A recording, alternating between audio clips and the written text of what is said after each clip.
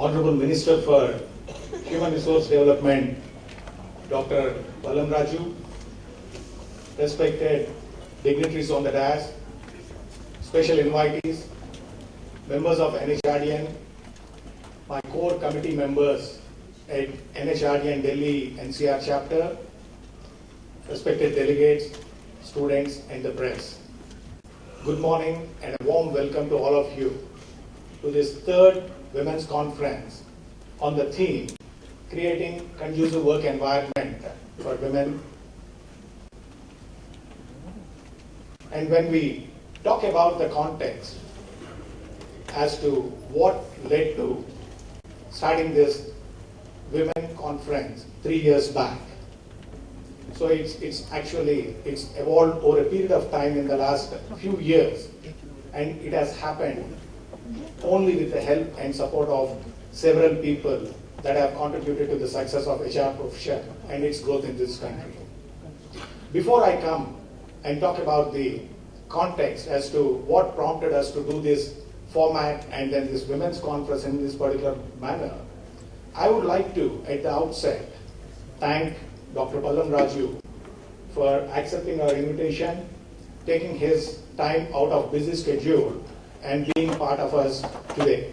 Thank you very much, sir. It's an honor to have you with us.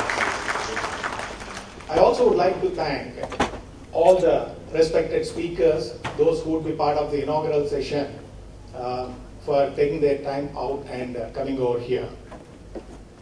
I also would like to thank all the delegates, and I would be failing in my responsibility if I do not thank Ms.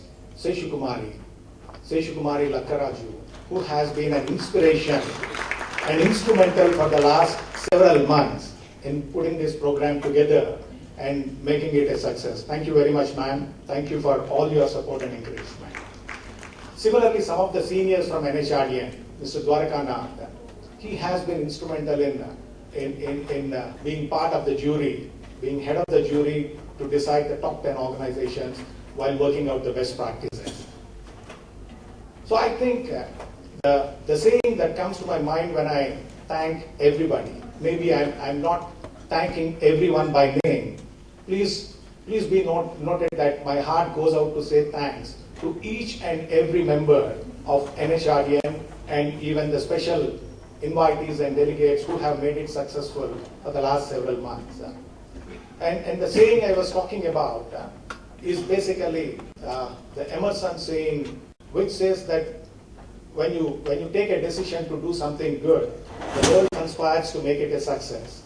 I think personally I have experienced it when we started working for this Women's Conference a few months back. That's the experience. So thank you very much for all the people. I would like to take a few minutes to talk about the purpose or the objective behind this program. When we talk about this session, the basic objective could be summarized as creating awareness around the women or the gender diversity at the workplace and enable the organizations to replicate the best practices, and also the thought leaders would be part of the panels in the afternoon session, enabling the organization to replicate the best practices or build on the thoughts which we would be picking up in the afternoon session. 32 best practices have been received from 24 organizations, 24 reputed organizations, the names of which are mentioned on the backdrop there. And in fact, the jury had a tough time in finalizing the top 10. The one thing I would like to mention here is that this was not any win-lose kind of a situation as to who would be the first among the equals kind of a thing. The objective was to create a win-win environment so that we can learn from each other and replicate those best practices. And also some of the thoughts that have gone into creating this conference. So when we talk about women, people might ask a question as to why did we choose this subject on women while creating the best practices or doing it in this particular format. So we'll have to take a step back and ask a question as to what is the role of HR, human resource profession. The role of HR, to my knowledge, does not restrict itself to the organization in doing the compensation and benefits, performance management, succession planning, so on and so forth. It goes beyond the boundaries of the organization and moves into the societal areas as well. And also when we talk about the human resource professionals, and if you take again a step back and ask a question, reflect on this particular aspect as to what makes us human. What makes us human, from my perspective, is our ability to respect the other person as an equal human being. Please reflect on that. And then when we look at this particular aspect, the ability to respect the other person as an equal human being, there are three core values that would emerge out of it. The first one is inclusion. The inclusion part, it is so unfortunate that when we talk about inclusion, we need to talk about all the exclusions which we would have as human beings. And when it comes to the workplace, the exclusion, the most visible exclusion is the gender exclusion, male versus female. And it results in different kind of aspects and negativism at the workplace. And that's the reason inclusion is one of the panel discussions in the second half. That's one core value. Closely linked to inclusion is the integrity. Integrity, again, like Mahatma Gandhi said about it, integrity is aligning the speech, thought, speech, and action. When all these three are integrated, it is integrity. Look at these two things together. One is inclusion, and then the other one is the integrity part of it. When we put these two things together, what comes out of it is respecting the other person as an equal human being at the thought, speech, and action level. And when we look at it, what emerges is respecting the diversity in this world. When we start respecting at the thought, speech, and action level, we would be respecting the different kind of thoughts, different kind of opinions, different kind of colors, different kind of gender, so on and so forth. That's where the gender aspect becomes much more important for us at the organization level and at the societal level as well.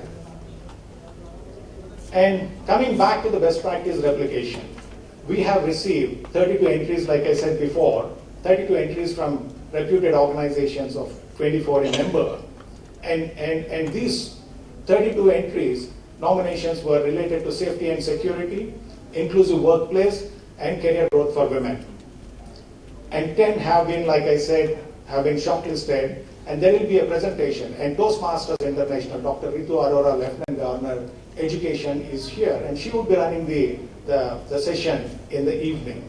So my request is that please make use of this day. Please pick up the thoughts from the thought leaders when we have the panel discussions. Please look at the best practices. All the best practices are circulated to all the delegates so that we can go back and replicate these best practices in our respective organizations. And then finally, when we talk about coming back to HR and NHRDN's role, I think that, you know, I would quote John Nash, the great mathematician who lived in America some time ago. So who said something like, the best for the group happens when everybody in the group does what is best for himself or herself and the entire group. Similarly, HR also, talking about HR, I think that the best for HR happens when we does what is best not just for our organization, but for all other organizations outside and even to the society as well. So thank you very much once again for giving this opportunity to talk about these things. Thank you very much for your participation and support. Thank you.